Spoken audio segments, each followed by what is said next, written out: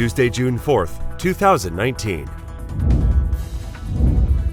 Iran rejects Pompeo's offer to talks.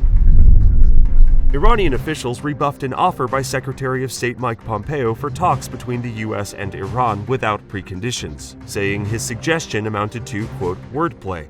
The response by Iranian Foreign Ministry spokesman Abbas Mousavi came as the two countries have ratcheted up tension in recent weeks and as the U.S. has built up its military forces in the region.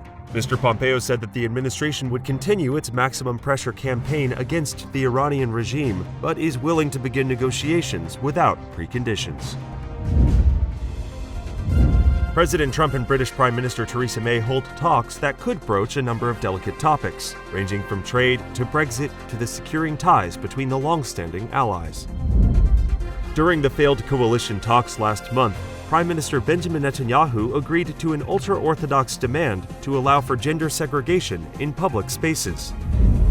Italian Prime Minister Giuseppe Conte threatened on Monday to resign, telling his two coalition partners to end their constant feuding or seek new elections. Kremlin rebuffs Trump on Syria.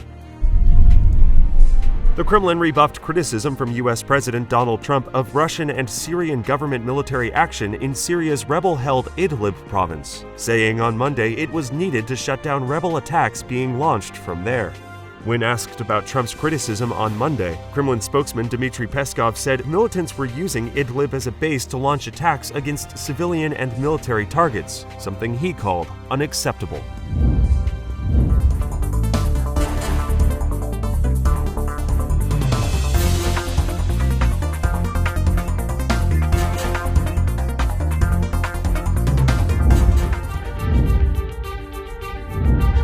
A federal judge sentenced a New York man to 18 months in prison on Monday for threatening to kill two U.S. senators who supported Brett Kavanaugh's confirmation to the U.S. Supreme Court. Botched family reunifications left migrant children waiting in vans overnight in Los Fresnos, Texas. Supreme Court Justice Clarence Thomas scoffed at any and all rumors of his potential retirement. Congress to send $19 billion disaster aid bill to Trump.